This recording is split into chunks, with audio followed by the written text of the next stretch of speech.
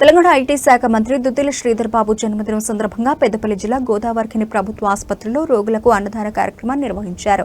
Congress party senior నాయకుడు సనా ఫక్రుద్దీన్ ఆధ్వర్యంలో సుమారు 200 మంది రోగులు వారి కుటుంబ సభ్యులకు అన్నదానం చేశారు. ఆసుపత్రి సిబ్బంది రోగులు సామూహిక భోజనంలో పాల్గొన్నారు. ఈ సందర్భంగా సనా ఫక్రుద్దీన్ మాట్లాడుతూ దివంగత మాజీ స్పీకర్ దుద్దిల శ్రీపాదరావు వారసత్వాన్ని కొనసాగిస్తూ శ్రీధర్ బాబు ప్రజాసేవలో ముందంజలో ఉన్నారని అన్నారు. భవిష్యత్తులో మరిన్ని ఉన్నత పదవులు చేపట్టి రాష్ట్ర అభివృద్ధికి సేవలు అందించాలని ఆకాంక్షించారు.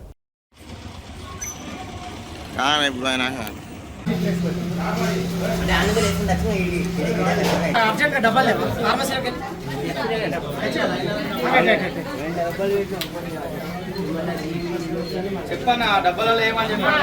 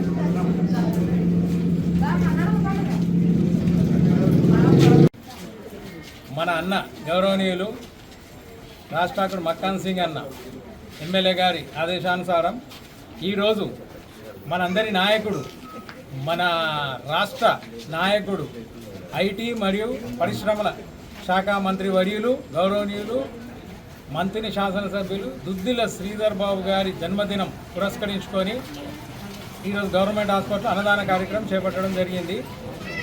ఆయనే మా అందరికీ ఆదర్శప్రాయుడు.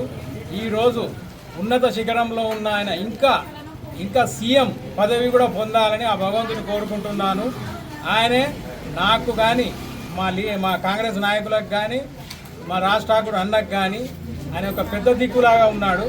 ఆయన ఇంకా ఉన్నతమైన పదవులు పొందాలని భగవంతుని కోరుకుంటూ అష్టైశ్వర్యాలు ఆరోగ్యవంతంగా ఉండాలని కోరుకుంటున్నాను. ఈరోజు గౌరవనీయులు శ్రీధర్ బాబు గారి జన్మదినం సందర్భంగా గవర్నమెంట్ హాస్పిటల్లో అన్నదానం చేయడం జరుగుతుంది. గౌరవనీయులు శ్రీధర్ బాబు గారు ఐటీ శాఖ మంత్రివర్యులు, పరిశ్రమ శాఖ మంత్రివర్యులు మరియు తన జన్మదినం సందర్భంగా ఈ శుభకార్యం, మంచి కార్యము, అన్నదానం అనే కార్యము చేపట్టడం జరిగింది.